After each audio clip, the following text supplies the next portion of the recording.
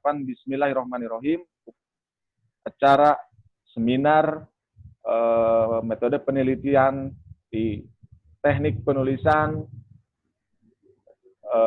dan strategi di masa pandemi COVID-19 saya resmi dibuka. Terima kasih banyak. Saya tutup. Assalamualaikum warahmatullahi wabarakatuh. Waalaikumsalam warahmatullahi wabarakatuh. Terima kasih kepada Kak Prodi telah membuka acara ini. Baik, nggak usah harus bertele-tele lah. Nanti kasihan yang nggak punya kuotanya kalau harus ke kantor kelurahan. Oke, saya akan menyampaikan tata tertibnya terlebih dahulu. Saya ulangi kembali. Jadi nanti kita akan mendengarkan dari pemaparan materi oleh Dr. Agi selama kurang lebih 40 menit.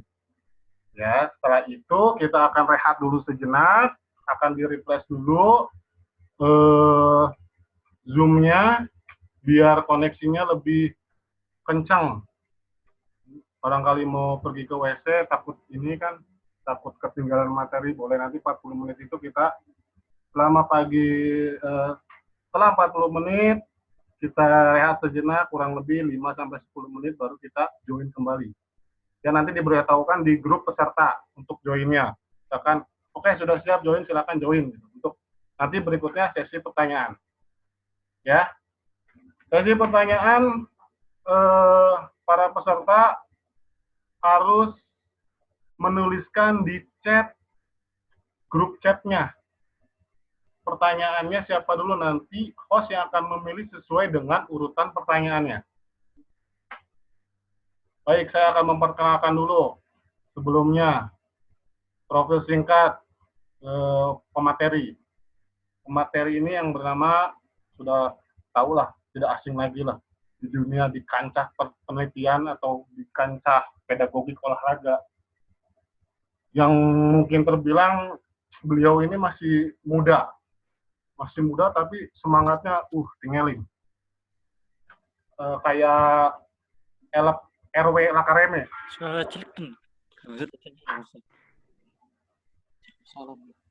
Ya, namanya Dr. Agi Ginanjar MPD. Beliau lahir di Sukabumi pada tanggal 9 Desember tahun 86, masih muda. Karo Sulan Jambu Tua Sapa. Beliau bertempat tinggal sekarang di kota Cimahi. S1 beliau lulus pada tahun 2010. Beliau lulus di UPI. S2-nya beliau lulus pada tahun 2013 di UPI pula. S3-nya beliau lulus pada tahun 2019. Berarti pas. Kalau bisa misalkan sanatnya jelas, berarti dari UPI semua rentetannya jelas, ilmunya jelas. Oke, nggak usah mau panjang lebar, silakan untuk Pak Agi untuk memaparkan materinya tentang penelitian teknik dan strategi penelitian pada masa pandemi COVID-19. Mungkin kita masih bingung ya, apa yang harus diinikan ya. Nanti biar Pak Agi lah yang lebih ahlinya yang akan memaparkan. Silakan Pak Agi. Untuk dinyalakan Pak Agi.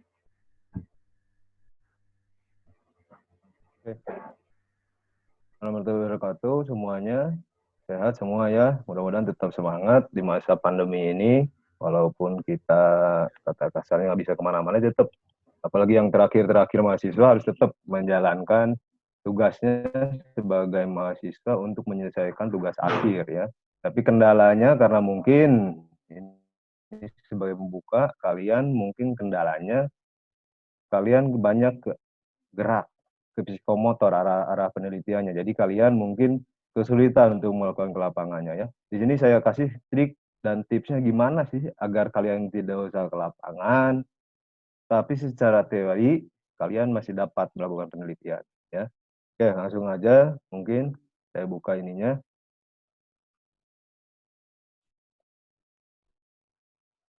Kita dulu ya. Pak Riki ininya share screen-nya dinyalain tolong. Share screen-nya saya nggak bisa share screen.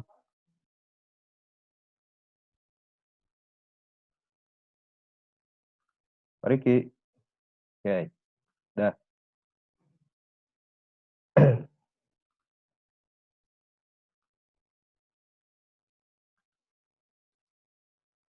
Oke, ya. Ini saya bahas teknik dan strategi penelitian pada masa pandemi COVID-19, khususnya dalam bidang olahraga ya, karena kalian tetap harus melakukan penelitian sebagai tugas akhir skripsi dalam bidang olahraga ya.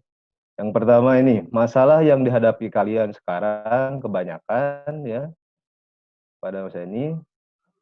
Pertama, penelitiannya lebih mengarah kepada aspek gerak, psikomotor. Terus yang kedua, kalian sudah memiliki proposal penelitian biasanya, baik itu deskriptif, ada yang korelasi, ada yang eksperimen, ya, yang kaitannya sama yang pertama, karena ada grafnya juga. Yang keempat, ini kelemahan kalian semua yang kalian lakukan di sini yaitu kalian hanya punya satu variabel, ya, tidak ada variabel untuk dilakukan pembanding, ya. Misalnya kalau satu model saja, tidak ada kelas pembandingnya. Kalau satu variabel kebugaran jasmani saja, tidak ada yang lainnya. Terus hanya memiliki metode penelitian yang kalian mengerti karena diajarkan oleh saya mungkin atau dosen yang lain. Kalian hanya mengerti pendekatannya secara kuantitatif. Ya, sebenarnya kalau lebih gini kualitatif lebih berfungsi sebenarnya karena hanya tinggal berkata-kata daripada harus menggunakan angka. Tapi saya di sini saya kasih cara bagaimana kalian tetap bisa menghasilkan angka dalam masa pandemi ini. Yang kelima, ini tidak memiliki data untuk dijadikan penelitian. Dalam arti kalau kalian mempunyai data, kalian dapat langsung melakukan olahan data dengan teknik-teknik yang dapat dilakukan ntar yang saya jelaskan ya. Ini masalahnya ya, masalah yang sering dihadapi oleh kalian. Di sini solusinya, jika yang memiliki data ada yang namanya expo facto. Ya, ini saya nggak terangkan di kelas ini. Expo facto itu terdiri dari penelitian yang sudah terjadi. Jadi kalian udah punya data ini. Tidak usah ke lapangan, tapi kalian sudah punya data. Ini bisa dilakukan halal sebagai penelitian dilakukan hasil ini halal ya. Oke. Terus dalam arti penelitian sudah memiliki data dan tinggal melakukan apa yang dikerjakan. Kemudian nih ada dua jenis. Ada correlation study dan causal komparatif. Kalau correlation study itu penelitiannya korelasi, jadi menghubungkan. Terus ada lagi causal komparatif, penelitiannya ini eksperimen. Ya kalian banyak yang ke sini arahnya. Yang ke eksperimen kalian banyak arahnya. Ya. Oke. Contoh expo facto yang korelasi. Yang pertama kekuatan otot lengan. Contohnya ini variabel pertamanya. Variabel keduanya smash biasanya. Ada smash mau apa kemana aja arahnya boleh ntar. Di sini biasanya untuk mendapatkan data kekuatan otot lengan tesnya push up sambil contoh. Yang smash tes smash. Dari sini kedua data ini kemudian kalian uji korelasikan. Cara hasilnya ada uji korelasi. Lihat di buku statistik pasti ada hasil uji korelasi. Ya. Terus ada yang causal komparatif. Causal komparatif seperti apa? Ada yang menggunakan model. Misalnya kelas A menggunakan model TGT, yang kelas B model tradisional. Ya. Dari sini ada tesnya bisa sama-sama tes smash. Dari dua tes ini, entar hasilnya diuji signifikansi pakai uji T. Ya. Nih, ini kesamaan dari sini di atas menggunakan dua variabel. Yang correlation study variabelnya kekuatan otot lengan dan smash. Ya. Kalau yang causal itu dua variabelnya, dua kelas, dua kelompok variabelnya, variasinya. Masalahnya ini, masalah kalian tuh selama ini. Jadi tidak berani mengembangkan penelitian, hanya memberikan satu variabel, hanya satu kelas, hanya satu kekuatan otot lengan saja yang diteliti atau semesnya saja. Ya, ini kelemahan kalian. Sebaiknya ntar kalian lebih lagi ke yang apalagi ini yang lainnya yang belum lakukan proposal, lebih baik kalian mengadakan dua kelas. Ya, oke. Dari sini solusi pertama ini paling gampang, deskriptif, model deskriptif, metode deskriptif. Metode deskriptif ya yang berusaha menjelaskan kegiatan objek. yang diteliti terkait dengan variabel dengan metode ilmiah yang sudah tentu menggunakan angka statistik dalam pengumpulan datanya. Ya, ini langkah-langkahnya. Yang pertama, menentukan masalah, mengidentifikasi informasi masalah, memilih menyusun instrumennya seperti apa, kemudian menentukan sampelnya, kemudian mengumpulkan datanya, analisis data, dan akhirnya menyusun laporan penelitian. Ya, sini saya jelaskan nih secara rinci bagaimana walaupun kalian sedang di rumah, walaupun kalian sedang masa segini, bagaimana ini penelitian ini dapat berjalan. Sedangkan masalahnya kita harus menjalani masa pandemi dan tidak dapat melakukan pengambilan data di lapangan. Karena olahraga, khususnya olahraga, bidang olahraga, kaitannya dengan banyak mengambil data di lapangan. Ya, yang pertama, menyusun masalah. Tetap, seperti saya katakan bahwa di sini saya ambil contoh kegiatannya melihat passing sepak bola. Nah, ini kan gerak nih. Bagaimana sih gerak nih? Dapat kalian rusakkan apa kalian mendapatkan angka dalam passing ini. Sedangkan kalian tidak bisa ke lapangan. Ya tetap, penyusunan pertama, kalian harus tentukan masalahnya. Masalah ada, masalah empiris sama teoritis seperti yang saya jelaskan. Di sini salah pertama, masalah empiris. Contoh, ya, belum tahu kemampuan passing sepak bola siswanya. Terus tidak memungkinkan ke lapangan.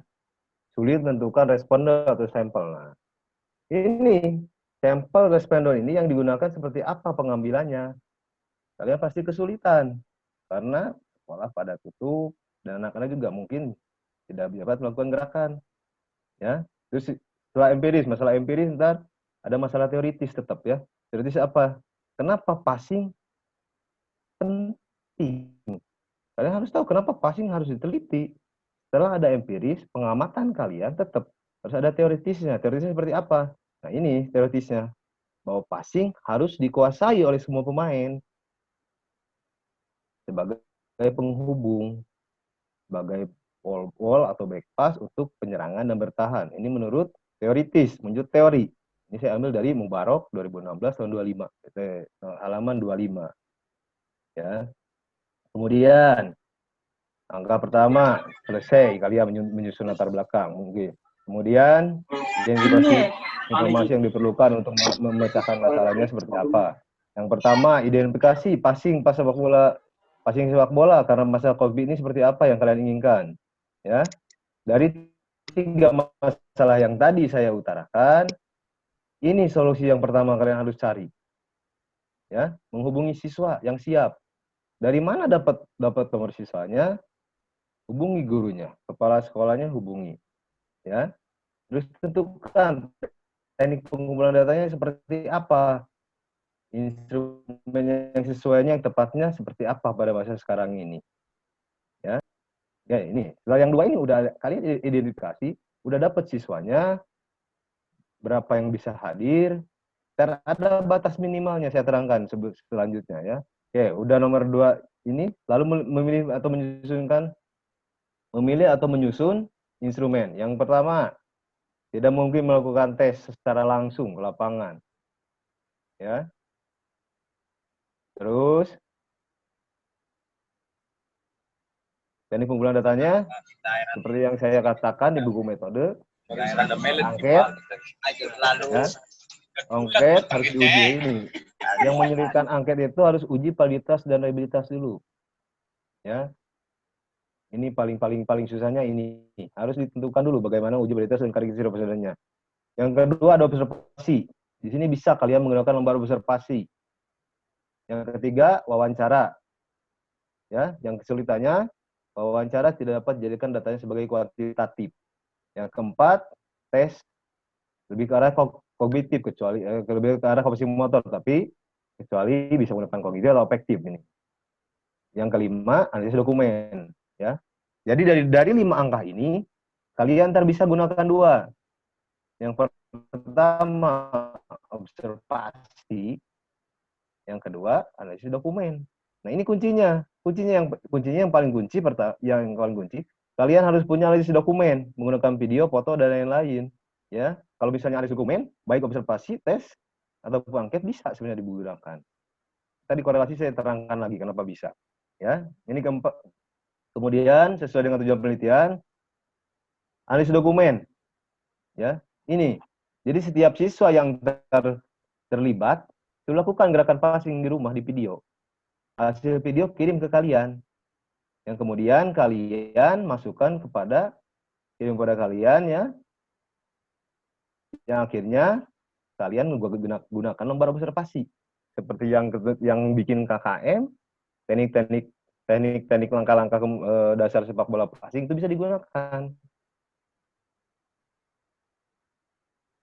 Ya, kemudian lembar observasinya passing sepak bola, tahapan-tahapannya sesuai gerakan yang teori yang digunakan. Ambil contoh di sini, ini gerakan dari passingnya. Ya, ini saya ambil dari Mubarok 2016 sama halaman 34. Ya, jadi tetap kekuatan pertama kalian harus tetap punya video.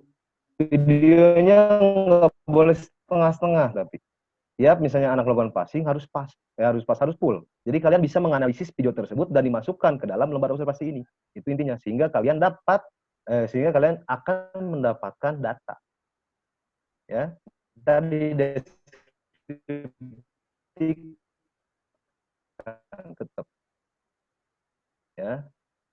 Setelah ini tentukan sampelnya berapa sampelnya yang harus digunakan dari masa ini, ya, yang didapat, dan batas minimalnya 10. Secara teori, mengapa 10? Ini untuk terkait dengan jumlah boleh, tapi kalau di sini minimal 10. Itu sudah masuk ke dalam teori. Karena untuk ukuran sampelnya. Yang ketiga, teknik pengambilan sampelnya dengan salah satu dari teknik pengambilan sampel non probability. Lihat di buku metode ada. Teknik non probability apa saja yang video yang dimasukkan ke dalam lembar observasi kalian gunakan itu. Terus analisis datanya, statistik total skornya berapa, yang paling total skor dari keseluruhan yang 10 orang berapa dia total skornya. Skor paling terkecil berapa, skor terbesar berapa, rata-rata berapa, ntar dipersenkan ya. Nah itu ini. Jadi perencanaannya apa? Ini udah masuk nih. Ini udah masuk. Kalian udah dapat data ini.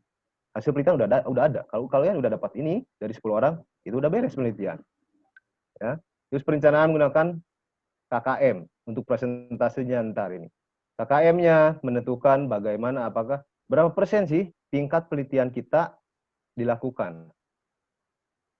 KKM itu yang saya ajarkan ya, dengan disesuaikan dengan level pendidikan kalian.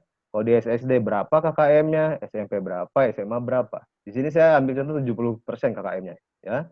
Skor maksimalnya dari lembar observasi yang saya tadi ini kan dari tahapan gerak passing ada 7 dengan skor paling tinggi 3 dalam satu deskripsinya. Sehingga total skornya 21. KKM-nya jadi seperti ini. Nah, ntar dari hasilnya berapa persen misalnya dari 10 orang, misalnya 5 orang berarti 50% masuk zona KKM. Yang sisanya tidak dalam KKM. Itu udah hasil dari penelitian itu. Ya, itu dapat dihasilkan dari hasil penelitiannya. Akhirnya terakhirnya tetap menyusun laporan penelitian mulai dari bab 1, bab penduluan sampai bab kesimpulan. Itu ntar kaitannya dengan dosen pembimbing kalian. Ya. Tetap kalau masa sekarang ini kalian percaya pada dosen pembimbing kalian. Mereka nggak akan melepas kalian tanpa ada teori. Ya. Ini yang pertama, Yang kedua, bila terjadi kayak gini nih. Wah, gimana nih?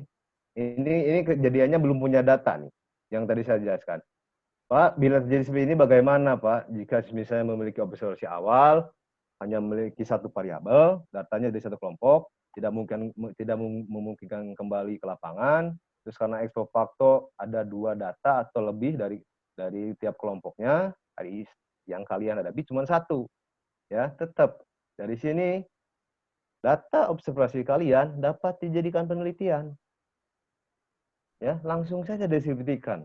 Bilang ke pembimbing kalian, ke yang membimbing kalian bahwa ini sudah ada, datanya sudah ada. Tinggal deskripsikan, karena dalam metode deskriptif satu sampel sama dengan ex post facto. Itu sebagai studi awal kalian. Makanya saya sering bilang ke kalian, cari masalah menggunakan data. Nah, ini salah satu solusinya saat masalah pandemi ini kalian sudah punya data. Syukur-syukur, saya berharap kalian waktu saya suruh dulu ngambil datanya benar, tidak menembak dalam arti itu. Dapat dijadikan penelitian oleh kalian. Ya. Oke, bidang kajian yang lainnya bisa uji instrumen. Ya, tapi kalau bahasa ini lebihnya ke angket lah, motivasi tanggung jawab boleh. Dapat Google Form. Kalau di sini kalau ada sebagian mahasiswa saya udah ajarkan yang ini. Cara instrumen ini uji instrumen pakai Google Form udah ada saya ajarkan. Kalau yang angkatan atas mungkin nggak saya ajarkan, yang angkatan bawah tahun berapa udah saya ajarkan ya. Yang gerak boleh silahkan, tetapi batasi geraknya jangan sampai terlalu dengan lapangan besar. Dari sini yang menjadi catatan deskriptif. Kalau pakai angket ya, nih seringkali mendapatkan responnya sedikit sehingga dapat mengakibatkan bias. Bias itu hasilnya kalian tidak maksimal. Ya, lanjut lagi. Yang kedua, metode korelasi. Ini hampir sama kayak deskriptif sebenarnya ya. Metode korelasi ada 2 variabel atau lebih dan satu variabelnya tanpa mempengaruhi variabel lain. Kalau udah punya data 2, datanya saling berhubungan, berkaitan, oke, langsung expo facto. Jadi, gunakan langsung expo facto. Kalau tidak ada, solusinya seperti ini. Saya terangkan lagi. Langkahnya, yang pertama, ada 2 variabel. Contohnya di sini, agility dan dribbling sepak bola. Ini gerak nih. Tapi bagaimana kalian dapat datanya? Agility ya, tes aja agility. Yang dribbling sepak bola, tes dribbling. Tapi tetap, anak video lagi oleh kalian di sini. Ya, karena ini kekuatan kalian masa pandemi ini pengumpulan data yang dapat diakui secara teori kalian menggunakan analisis dokumen itu. Itu sebagai kunci kalian untuk mendapatkan data. Minimal 10 sama ya. Ini menentukan sampelnya tetap 10 sama kayak deskriptif. Kemudian langkah selanjutnya instrumennya tes dribbling. Ya, tes agility misalnya pakai tes Illionis. Jaraknya demikian, siswa melakukan gerak Illionis di rumah. Ya. Lapangan tidak terlalu besar, kalian bisa. Tapi videonya tetap full. Berapa detik mereka melakukan, bisa diambil itu. Tes dribbling tidak menggunakan lapangan terlalu besar juga. Dalam video bisa di video juga. Intinya tetap di video. Ya, yang kemudian pengumpulan datanya sama seperti tadi. Terus analisisnya di sini uji korelasi yang kalian pakai. Kemudian ada tabel interprestasi korelasi. Ya, di buku statistik ada ini. Terakhirnya menyusun laporan. Ya. Terus ketiga, survei. Kebanyakan nih, ini banyak penelitian yang salah di sini. Kalau kalian baca jurnal, metode deskriptif dengan jenis survei. Ya, ini kurang tepat menurut saya. Dalam arti, karena dalam survei, dalam survei itu menggunakan yang paling pokok datanya menggunakan kuesioner, pakai angket. Ya, dan penelitiannya populasi. Populasi jelas, penelitiannya besar. Tidak boleh 10 orang. Balik lagi ke deskripsi tadi bahwa dalam 10 orang akan menghasilkan tingkat penelitian yang kurang baik. Ya, kemudian kalau di olahraga misalnya di sini kalau kalian mau pakai survei silakan. Penduduk suatu negara atau seluruh Indramayu lah yang aktif berolahraga, kalian deteksi berapa orang, berapa persen. Ya, sempit di sekolah. Menggunakan kurikulum terbaru, apakah sudah kurikulum baru atau tidak. Ya, contoh-contohnya. Yang patut diwaspadai sama, tetap kayak tadi. Tapi di sini nih, saya karena survei besar, atau juga pakai angket, biaya kalian harus cukup. Karena besar di sini. Jumlahnya populasi, bukan sampel lagi pakainya, populasi. Ya. Langkah-langkahnya ini jumlah siswa di Indramayu misalnya yang sama yang kegiatan masih melakukan olahraga masa pandemi ini berapa orang, terus sampel populasinya SMA Indramayu, ya populasinya respondennya yang besar pokoknya intinya. Kemudian langkah-langkahnya menyusun kuesioner, menyusun kuesioner seperti yang saya katakan tadi bahwa kuesioner merupakan alat paling utama dalam survei sehingga daripada melakukan ini, lebih baik deskriptif. Uji kembali validitas reliabilitas instrumen tersebut, angka tersebut yang digunakan. Ya, daripada ini, lebih baik ke deskriptif lagi. Kalian lebih menghemat waktu, biaya, tenaga, pikiran kalian. Ya, terus memberikan kuesioner kepada responden.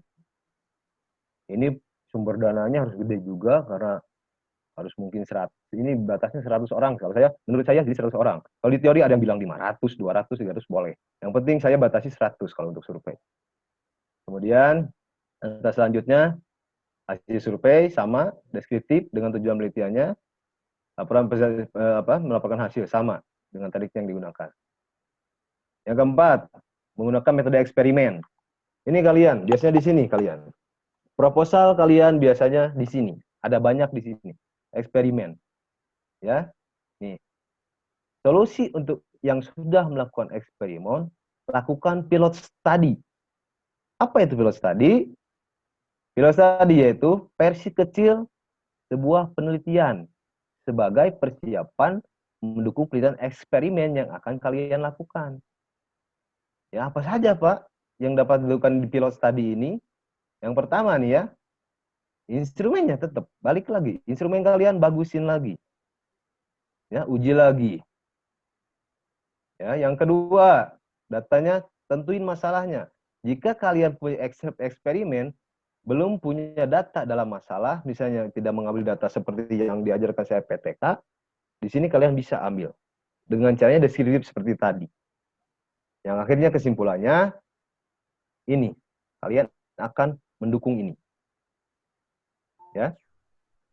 Mendukung program treatment, misalnya kalau pakai model TGT, mendukung TGT-nya. Ternyata masalah yang saya dapat dari hasil studi awal memang memerlukan model TGT.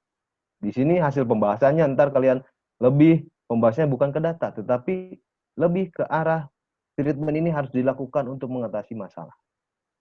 Itu sudah boleh dilakukan. Ya. Oke. Mungkin itu solusi-solusi yang paling paling tepat yang paling tepat tetap deskriptif, paling memungkinkan untuk kalian melakukan semuanya. Ya, kecuali kalau kalian punya data langsung ex post facto. Tapi kalau dua data, satu data boleh langsung deskriptif juga masuknya ya. Ini mungkin materi terakhir dari saya. Ya, masa pandemi itu bukan kalian menyerah. Seperti yang saya katakan, kalian tuh bukan, sekolah tuh bukan hanya menyerah dengan keadaan, tapi cari solusinya. Kalau di sini karena kalian sedang melakukan proses penelitian, solusinya apa? Terkait dengan proposal yang telah kalian tulis. Ya, ingat, penelitian yang bagus atau baik bukan penelitian yang menghasilkan sebuah temuan yang besar. Contoh misalnya disertasi saya temuannya besar, bukan itu. Temuannya memang saya besar, tapi yang terbaik dapat bekerja di jurnal ya. Tapi yang paling utama apa penelitian itu, Pak? Yang paling bagus itu yang selesai. Kalian mau nyampe sini, kalau tidak selesai, tidak akan menghasilkan apa-apa. Ya, ingat itu. Jangan kalian mau bagus penelitian, karena penelitian nggak ada yang bagus. Penelitian tetap harus berkesinambungan. Karena tiap waktu, detik, jam, di dunia spesies penelitian berubah. Ya, karena untuk menghasilkan sebuah penelitian yang baik atau bagus, peneliti harus dapat menyelesaikan penelitiannya sesuai dengan kondisi dan keterbatasan dari peneliti, walaupun dengan memberikan temuan dan penelitian yang kecil. Ya, jadi jangan menyerah, tetap lakukan penelitian agar kalian lulus tepat waktu. Ya, mungkin segitu. Terima kasih, semoga bermanfaat hasil pemaparan saya. Semoga kita selalu diberikan kesehatan dan dalam lindungan Allah Subhanahu wa Ta'ala pada masa sekarang ini. Saya akhiri. Saya kembalikan juga kepada moderator. Assalamualaikum warahmatullahi wabarakatuh. Oke, Pak Riki, saya kembalikan lagi ke Pak Riki. Kalau yang mau bertanya, silakan. Waalaikumsalam warahmatullahi wabarakatuh. Silakan yang ingin bertanya, mohon diketik dulu di chat room-nya agar bisa siapa dulu? Admin mana? Admin siapa itu admin? Boleh lah, satu pertanyaan nih admin nih. Yang admin siapa ya admin? Admin boleh silakan dinyalakan voice-nya untuk bertanya.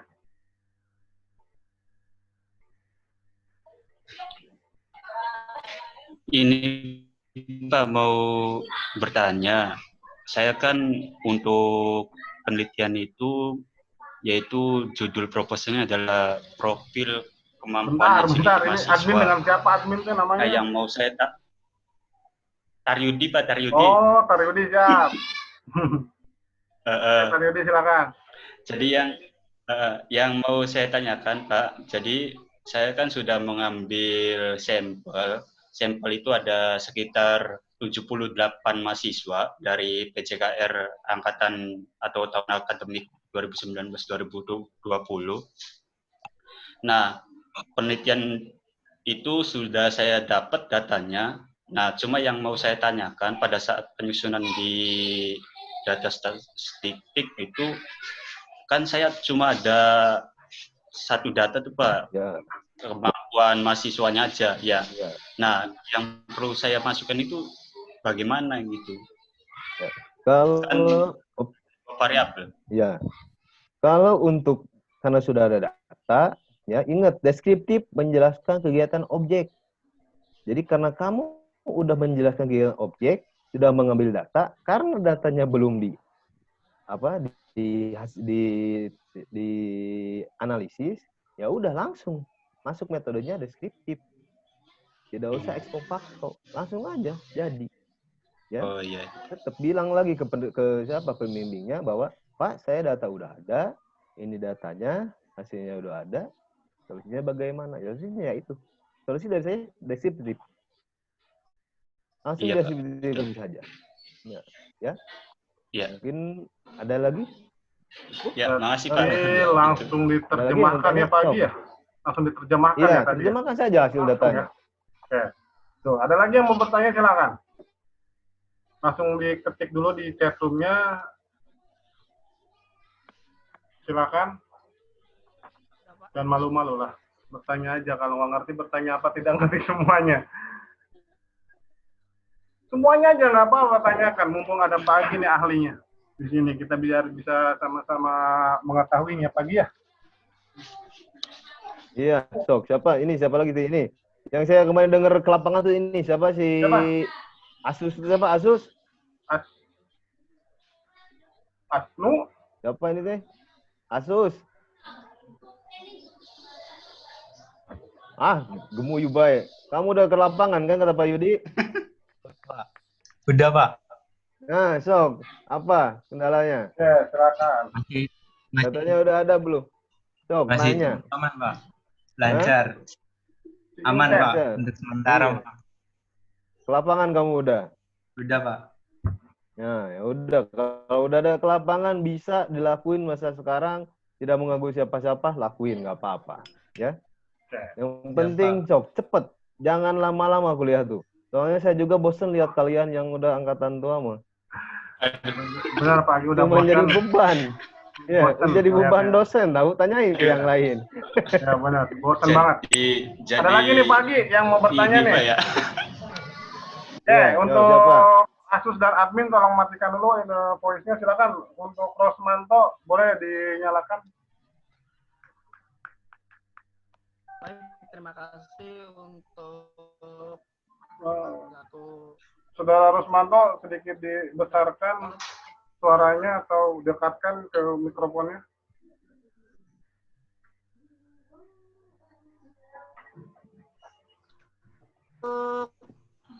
Untuk ini Pak, kemarin saya sudah melakukan tes hanya komponen yaitu kekuatan dari otot. Suaranya nggak jelas toh. Tangan dan halo juga toh. Suaranya nggak jelas ya kamu. Kurang jelas toh. Ya Pak. Suaranya kurang jelas. Terputus-putus lagi. Kedengeran nggak Pak? Ya, oke. Nggak kedengeran, Sok. Ya, kedengeran. Halo? Ya, kedengeran, sok. Ya Pak, kemarin kan saya sebelum sekitar bulan Juli saya ya kan Wah, putus-putus. Gue mau iya tuh semua, putus-putus, toh. Toh naik ke ini dulu, ke rumah dulu toh, ke genteng dulu toh. Sinyalnya toh. Ini dulu nih, Pakai roti tetangga toh. siapa nih? Vivo dulu, Vivo 18 nih. Boleh, silakan dulu Vivo 18.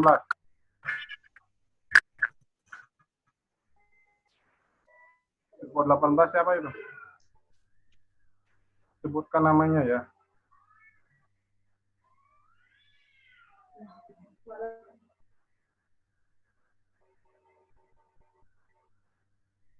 Halo.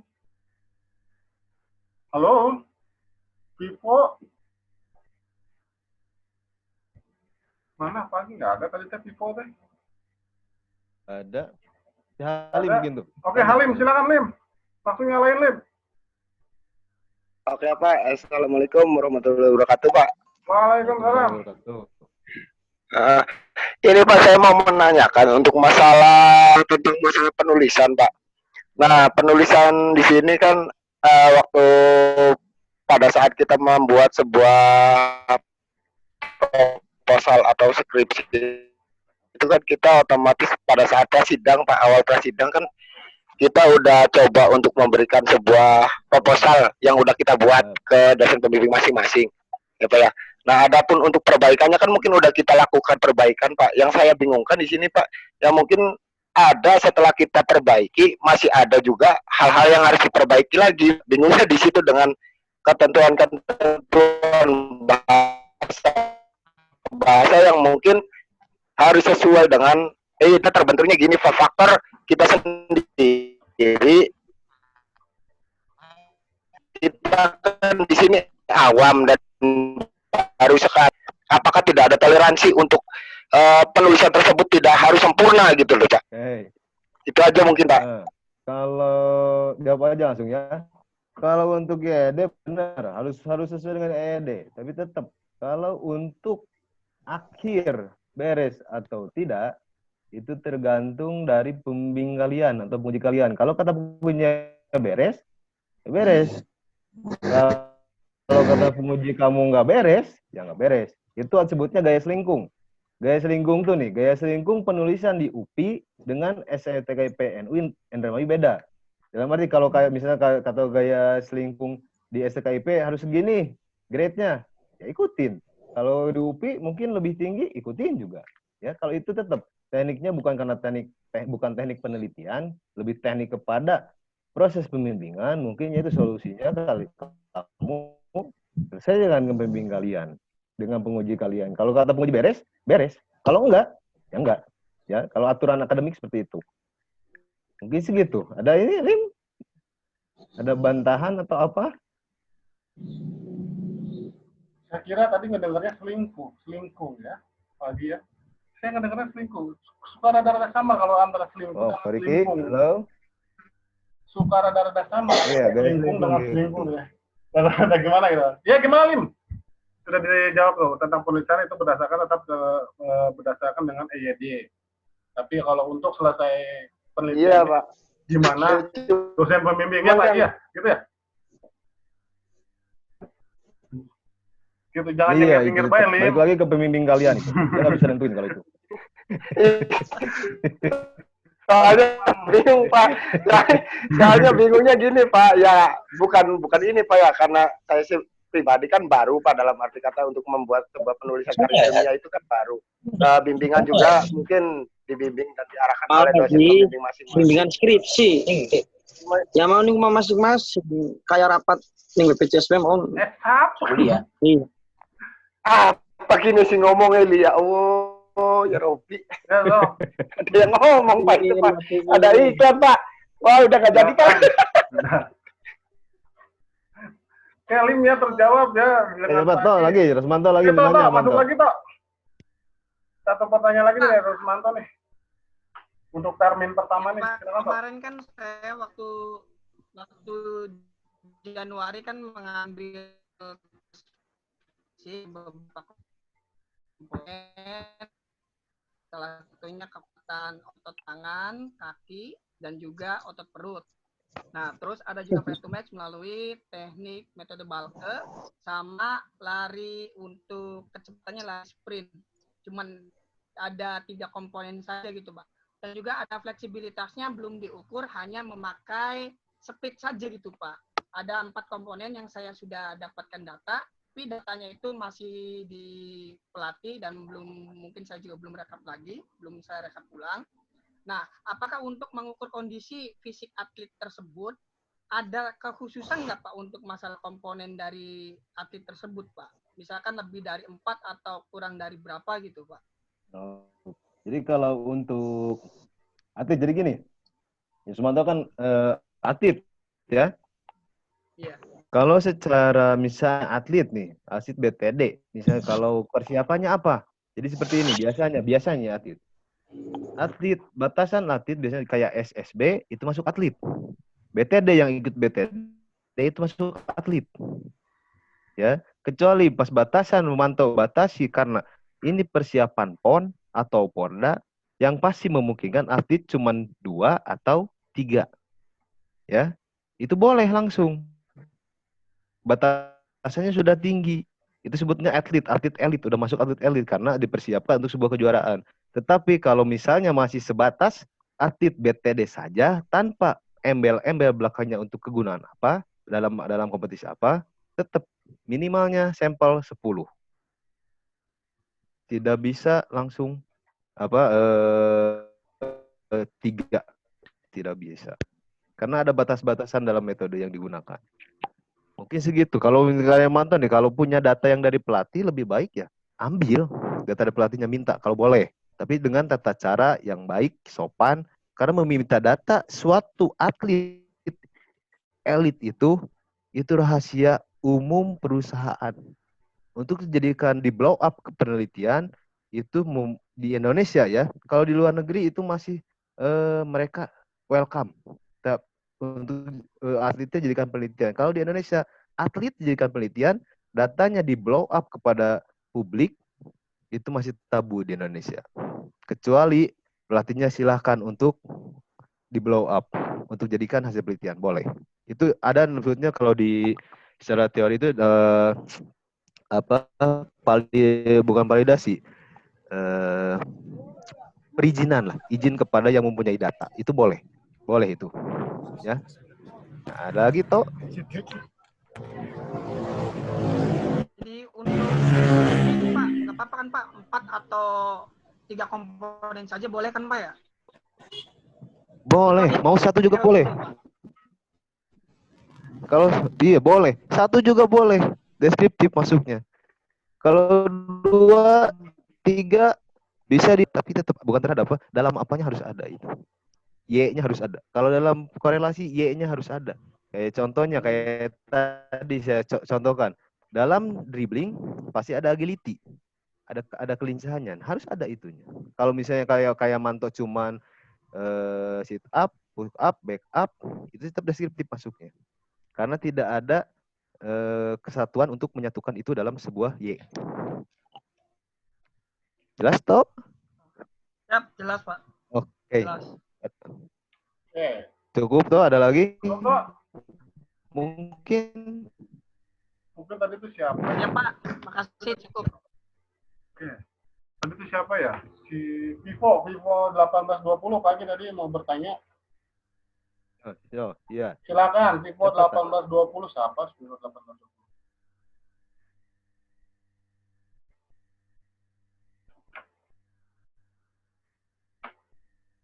Nyalakan voice-nya, Fuad ya. Silakan nyalakan voice-nya. Ya Pak. Apa? Bosan delangnya. Kedengeran nggak Pak? Kedengeran nggak Pak? Beli lu istirahat.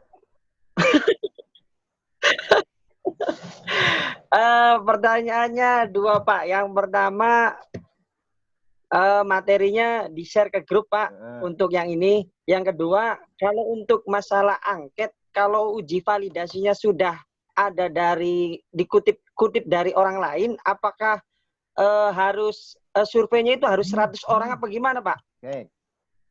Nih, ingat, kalau saat sampel kurang dari 100, jangan survei. Tetap Jangan survei. deskriptif. Angketnya. Oh iya. Ada silip aja nggak apa-apa. Kalau saat pas bagian angketnya sudah jadi, tapi ingat, boleh langsung dipakai. Ada syaratnya. Itu disebutnya mengadopsi, mengambil langsung tanpa mengadaptasi. Kalau adaptasi, kamu melakukan uji validitas reliabilitas kembali. Tapi kalau saat sudah ada, sudah jadi, boleh langsung dipakai. Syaratnya apa? Angket tersebut harus mempunyai tingkat validasi dan reliabilitas yang tinggi. Batas tingkat validitas dan reliabilitas yang tinggi, batasnya 0,7 atau biasanya 0,700. Itu batasnya. Saat di bawah itu, ya kalau kamu harus melakukan kembali uji validitas reliabilitas angket lagi. Misalnya 0,6 nggak boleh. Ya, itu syarat dalam buku Saipudin Azwar tentang psikologi dalam angket psikologi, batasnya 70 dikatakan baik. Saat kurang dari itu, maka kurang baik. Kalau mau pakai ya harus uji lagi. Kecuali kalau lebih dari itu silahkan langsung pakai. Ya, ngerti Kak? Nah. Ya, Pak. Oke, cukup. Ada lagi, Ad? Ada lagi? Enggak? Oh, Pak. Oke. Nanti pas sekalian sama bingkainya sama Bapak. Oh iya. Ntar aja jauh Japri kalau enggak kayak gini mah ya. Ya, ada lagi. Ya, silakan kalau ada lagi yang mau bertanya. Yang lagi nyusun PTK, bisa ada yang mau tanyain, so. Persiapan kalian. Bokat ini, karena pandeminya nih nggak tahu nih berapa bulan ke depan, apakah 6 bulan, apakah setahun atau berapa tahun, kita nggak tahu berapa pandeminya akan berakhir. Tanya pacar Timan 4 tahun. Silakan, Pak Yudi mau bertanya lagi, Pak Yudi? Iya Pak, gini. Ya,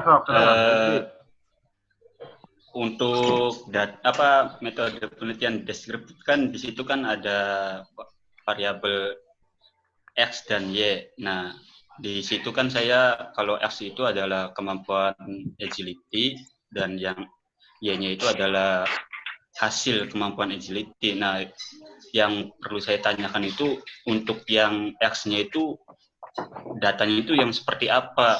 Karena yang saya itu kan hasil itu cuma hasil kemampuannya aja, Pak. Nah, ya. Kalau itu mah deskriptif aja, tidak ada desain X atau Y-nya. Oh, iya. Jadi tidak usah memasukkan desain, langsung saja. Metodenya penelitian deskriptif. Data yang deskriptifnya diambil dari tingkat agility mahasiswa atau siswa atau apa saja, boleh itu. Langsung deskriptif saja, tidak usah pakai desain. Deskriptifnya, kalau deskriptif desain biasanya digunakan saat desain deskriptif ada desainnya saat digunakan untuk uji validitas biasanya keluar itu, boleh dikeluarkan. Kalau untuk yang kamu nggak usah pakai desain. Iya. Nah, satu lagi Pak, ini untuk saya kan populasi itu diglobalkan itu kan kalau datanya sih ada 78, cuma diglobalkan itu menjadi 80. Nah, dipresentasikan itu kan saya dapatnya itu semua yang saya itu kan adalah 62. Nah, dari 62 itu apakah saya pilih sendiri dari 78 tadi atau gimana? Oke. Kalau itu kaitannya sama sampel. Kalau sampel terserah kamu. Gunakan teknik sampling yang digunakan. Tetap batasi. Dalam arti batasi kemampuan kamu dalam menghitung, dalam mengolah data batasi. Ya, karena ingat, sampel yang besar juga belum tentu hasilnya baik. Ya. Iya, Pak. Nah, kalau mau ngambil semua, ambil semua boleh. Teknik samplingnya apa? Tapi kalau mau menggunakan sampelnya sebagian, boleh. Gunakan teknik sampling sesuai teori. Jadi saat kamu mau menentukan mau 10 orang, 20 orang, 30 orang, saat kalian berbicara secara teori menggunakan buku, dapat diterima. Ya, ngerti kan? Ya, iya Pak, ya. Oke. Ada lagi? Ya. Terima kasih Pak, udah. Ya, sama-sama. Sama-sama, Pak Yudi. Oke, ada lagi nggak yang mau bertanya? Silakan. Saya buka nih. Saya lebihkan lah. Sekarang waktunya udah jam 9, sebenarnya harusnya udah habis. Tapi saya lebihkan karena tadi pembukaannya juga lumayan molor kita. Silakan. Aja nakon bae siraku. Taryudi. Ya ada Pak Komandan wari wong duru-muru. Silakan kalau ada yang mau bertanya Kak, yang mau bertanya langsung saja dinyalakan voice-nya. Tapi gitu ya Pak, berarti metodenya kalau yang sudah punya data langsung deskriptif aja ya, nggak usah bingung-bingung. Iya, Pak. kalau satu variabel. Iya, Kalau deskriptif satu aja variabel langsung. ya. Jadi nggak usah Iya. bingung-bingung tuh, rekan-rekan. Jadi dalam masa kondisi yang sulit untuk mengambil data karena dibrolihi, juga bolehin sama Pak Catriman sih. Pokoknya ngumpul-ngumpul. Bener, Pak. Dibrolihi kalau Pak Catriman pokoknya ngumpul-ngumpul. Iya. Jadi begitulah ada punya data langsung dideskriptifkan saja. Jadi ini yang namanya, boleh silakan Tok. Terus mantap bukan? Oh iya. Silakan Tok. Ya Pak, kemarin ya kalau saya sih mau nanya seperti ini, boleh juga Pak Cartiman untuk koreksi. Ya, saya kan rencananya mau ngambil uji tes kemampuan fisik lagi, kondisi fisik seseorang atlet.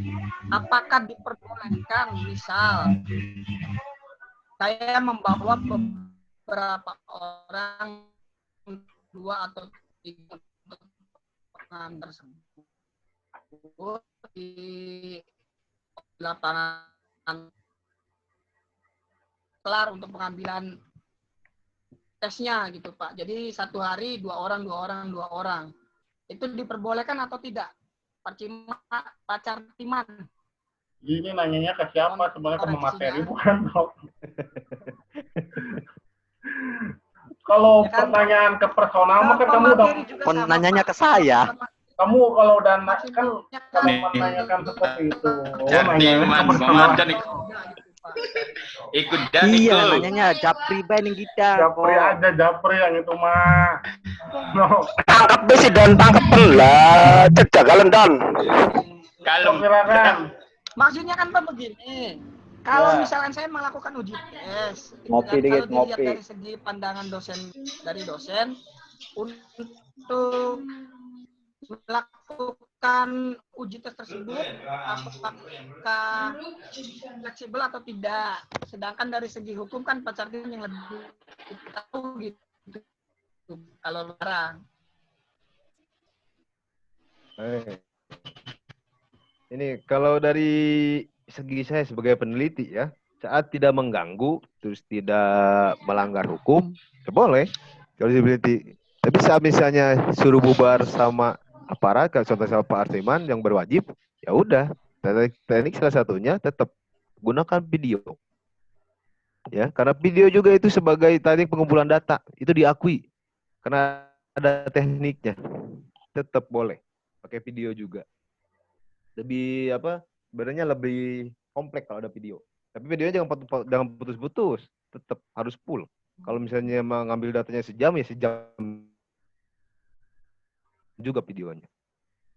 Ya, kalau untuk yang non teknis seperti melarang boleh keluar atau tidak, mungkin tanya Petariman lah. Saya Japri aja ya. Atau ya? Ain nanya ke saya tadi itu. Selanjutnya. Pro-publik rungu bayar dan Kemampuan daya tahan memakai aplikasi itu diberikan atau tidak, Pak?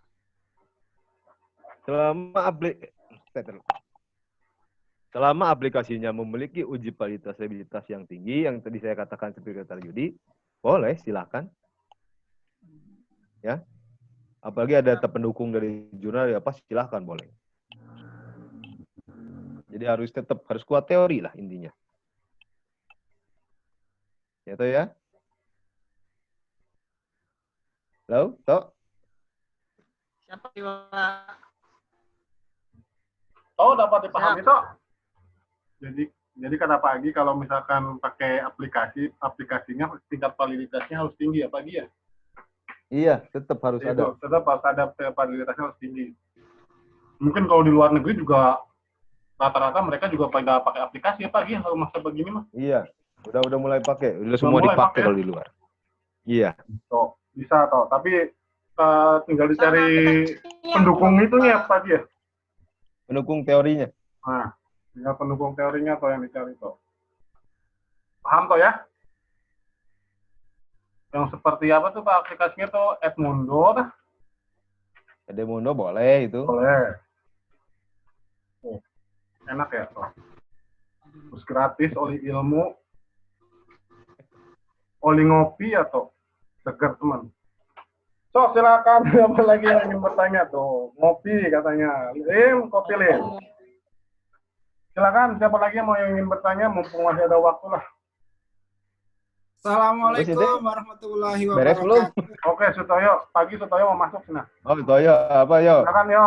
Ya, izin bertanya Pak. Ya. Untuk kedengeran Pak? Dengeran. Untuk populasi dan sampel. Nah, kalau yang saya kan tentang penelitiannya kan tentang efektivitas waktu saat guru mengajar ya Pak ya. Nah, untuk guru tersebut itu mengajar di 6 kelas berbeda. Ya. Kalau di jumlah keseluruhan itu sekitar 198 siswa. Ya. Nah, saya ambil itu dari kelas 10 MM yang berjumlah 48 siswa. Nah, sedangkan saya itu peneliti tentang efektivitas waktu yang sebagaimana cara guru mengajar tentang seperti pendahuluan, gerakan inti dan penutup seperti itu. Itu bagaimana Pak? Ya, terus kalau itunya tetap deskriptif masuk toh. Deskriptif tetap masuk ya. Deskriptif tetap masuk. Jadi kalian mengarahnya tetap kepada aktivitas untuk mengajarnya seperti apa. Waktunya sebagaimana yang sampel digunakannya siswa itu. Kalau dari semuanya misalnya kamu tadi banyak, mau dibatasi secara sampel boleh. Dari yang bisa sampel boleh. Jadi tetap itu bukan guru yang itu, tapi yang kamu ambil datanya dari siswanya. Dari siswa melakukan kegiatannya, waktunya.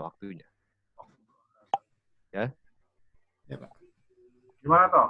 Yo. Sorry yo. Gimana yo? Paham yo? Kurang? Cukup. Masuknya. Kurang. Silakan terus saja, tanya terus. Masih dipikirin. Tanya terus saja nggak apa-apa kalau misalnya mengganjal. Biar nggak salah jalan. Kalau salah jalan sih bisa pakai Google Map ya. Tapi kalau salah keilmuan nih, kalau kagok gitu, tentunya penyelesaian skripsinya juga kagok nantinya. Kalau salah jalan kan ada Google Map, bisa gampang. Oke, silakan siapa lagi mau bertanya? Berarti yang dihitung itu dari itunya Pak, dari apa? Bagaimana guru memanage waktunya apa dari sampel siswa? Itunya. Kalau bisa dua-duanya. Siswa yang aktifnya berapa? Kalau nggak ada ya waktu gurunya aja. Tingkat waktu aktivitas mengajarnya berapa lama itu? Berapa persen? Dari misalnya kalau inti berapa? Biasanya kan bukan inti, tujuannya bukan inti, bukan apa? Bukan mendapat inti penutup kan? Kalau dalam instrumen itu kan, JWAB itu. Ya itunya yang diterangkan sama kamu. Hasil dari JWAB itu yang kamu terangkan. Di sekolah mana itu? SMK Pak, waktu PPL. Iya, itu. Ya itu yang diterangkan, data itu yang kamu terangkan ntar. Hasilnya tuh itu. Ngerti kayak yo? Ada lagi? Ya, jelas Pak. Nah. Paham ya? Munyeng ya? Paham insya Allah. Insya Allah. Ngopi dikit ya biar paham. Ya. Ngerti beliau. Oke, selanjutnya setelah Sutoyo, siapa lagi yang ingin bertanya?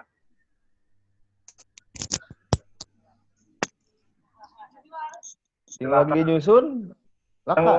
Yang sedang nyusun nih. Sedang menyusun atau yang kemarin baru ngambil penelitian. Oh, Dani ya, Dan? Ya, Pak. Oke, silakan, Dani. Assalamualaikum warahmatullahi wabarakatuh. Waalaikumsalam. Waalaikumsalam warahmatullahi wabarakatuh. Pagi mau nanya nih, Pak.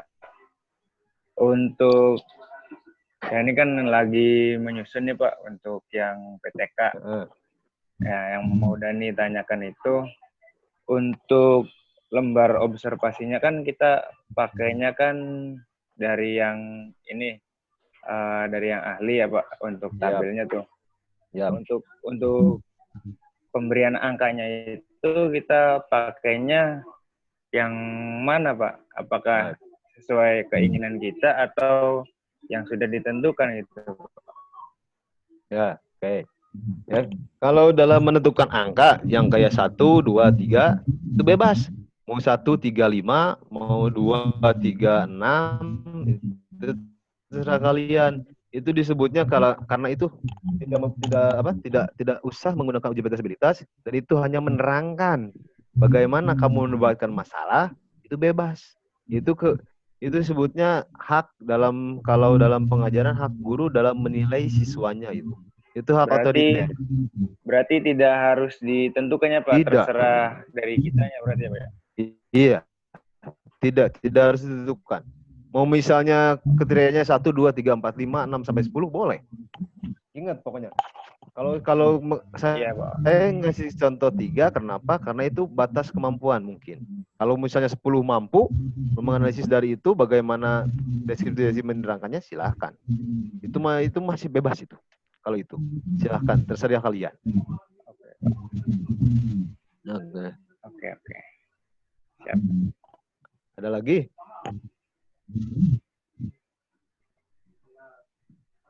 Wis? Lagi? Udah, Pak, itu aja. Kebetulan tuh anak tuh. Ini Pak, izin bertanya Pak. Apalah? Tentang untuk penyetoran data siswa nih Pak. Bagaimana menghadapi siswa yang masih kurang memahami atau yang tidak mempunyai fasilitas lah untuk menyetorkan datanya, seperti hasil mereka melakukan video gitu Pak. Kan seperti di siswa yang di SD dan bahkan SMP juga kan ada siswa yang masih belum mempunyai fasilitasnya kayak HP atau internetnya gitu Pak. Apakah nanti datanya disesuaikan lagi dengan kondisi siswa, artinya mengganti siswa yang mempunyai fasilitas saja Pak? Iya. Oke. Cukup tak? Iya cukup Pak. Nah, kalau untuk itu tetap itu sebutnya identifikasi masalah kalian dalam penelitian. Kalau misalnya masa pandemi ini kalian menemukan sampelnya kurang dari 5 dalam satu kelas atau dalam satu sekolah, cari lagi ke yang lain sekolahnya. Syukur-syukur dalam satu sekolah kalian dapat 10, minimal 10. Ya, karena nih, kenapa 10? Dalam rumus Isaac Newton mengatakan bahwa saat 10 sampel itu sudah dapat dijadikan populasi juga. Ya, tapi tetap semua dengan kriteria metode masing-masing. Balik eksperimen, deskriptif, korelasi, PTK semuanya mempunyai keunikan masing-masing. Ada yang makan boleh, ada yang tidak. Itu tergantung dari metode yang kalian pakai tetap. Ya, solusinya tetap harus 10 minimal. Kalau yang selain survei menurut saya. Artinya tetap dengan kondisi siswa yang harus mempunyai fasilitas dulu ya Pak. Iya. Iya. Itu identifikasi masalah kamu. Harus dapat dulu solusi itunya. Itu salah satu solusi mengatasi masalah sampel. Jangan sampai ambil contoh kalian udah dapat proposal bagus, sampel nggak ada. Siapa yang ditelitinya? Tapi saat kalian punya teori bagus, semua bagus, udah tersusun rapi, sampelnya ada, lebih bagus. Pokoknya minimal dari ketentuan sampel yang digunakan dalam sebuah metode penelitian yang digunakan harus terpenuhi. Jalan ya? Oke Pak, siap. Makasih Pak. Oke. Nah, sama-sama. Ada lagi? Pak Juri, silakan Pak Juri. Pak Juri pagi mau nanya. Oh iya, baik. Apa tak? Ya, Pak, Assalamualaikum warahmatullahi wabarakatuh, Pak. Waalaikumsalam warahmatullahi wabarakatuh. Ya. Punten Pak, mau nanya nih Pak. Kan saya kan di sekolah MTS NU 01 Jendengar. Kebetulan di situ kan Pak siswanya kurang dari 10 Pak, ada 7 orang. Itu bagaimana Pak? Kan PTK-nya udah di situ sih Pak. Apakah berpindah lagi? Oh, udah di situ. Iya. Ya. Kalau misalnya PTK nih. PTK sesuai dengan cara ingat, PTK itu apa artinya? Ya, penelitian tindakan kelas. Kelasnya mau 1 orang, 2 orang, 3 orang karena itu penelitian di dalam kelas, boleh langsung 7. kecuali penelitiannya satu sekolah MTS itu. Karena penelitiannya kelasnya cuma hanya 7 orang, ya udah 7 aja nggak apa-apa. Nah, itu keunikannya lagi salah satunya. Tapi Pak, untuk proposal sendiri Pak, judulnya pengaruh model pembelajaran PSI terhadap peningkatan teknik dasar passing atas Pak. Gitu. Boleh. Boleh, nggak apa-apa. Boleh. Paling ntar dia kasih aja, paling arahnya ke deskriptif juga kamu. Bukan deskriptif, tapi untuk mengarah ke PTK. Berarti nantinya juga harus ada videonya Pak? Nanti. Kalau nggak punya data harus ada videonya tetap. Kalau jadi gini, kalau PTK misalnya kurang dari 10, 7-7-nya harus ada. Ya. Soalnya itu menyangkutnya sama kelas. Kelasnya semua harus ada. Kalau saat nggak ada, ya bias ntar penelitiannya. Mengurangi hasil penelitian kalian. Ya, Pak. Iya, Pak. Oh iya. Terima kasih, Pak. Iya. Terus, Pak Riki, cukup ya? Udah jam berapa ini? Jam 9, Pak. Saking enaknya pagi ya. Sampai sahur, Pak. Sampai sahur. Aja lah, capek saya. Capek paginya, kasihan. Ayo. Jadi pokoknya percaya sama pembimbing kalian. Ya, jangan takut menghubungi pembimbing buat penyelesaian studi kalian. Saat kalian takut, nggak akan dilayani sama pembimbing kalian. Jadi saat kalian dari ngomong, dilayani pasti.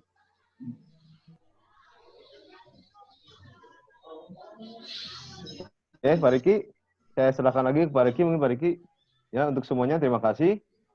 Saya ucapkan Assalamualaikum warahmatullahi wabarakatuh. Waalaikumsalam warahmatullahi wabarakatuh. Waalaikumsalam warahmatullahi wabarakatuh. Terima kasih Pak Agi atas pemaparannya yang lumayan cukup.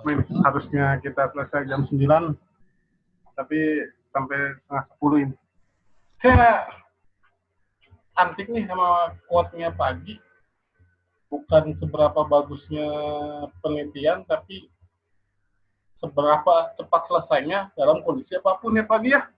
Itu quote-nya menarik menurut saya. Jadi ini buat acuan kalian untuk bagaimana, walaupun dengan istilahnya dengan dana tidak sedikit, terus sekarang masanya masa pandemi seperti ini, jangan pernah berputus asa. Sekarang sudah diberikan ilmunya oleh Pak Agi. Itu tata caranya, tekniknya seperti itu. Apapun sikonnya, tetap kamu harus menyelesaikan penelitian kamu. Bukan seberapa bagusnya, tapi harus selesainya. Tepat waktu dalam kondisi apapun. Itu kuatnya Pak Agi. Mantap ini. Saya kutip sedikit Pak Agi ya, punten.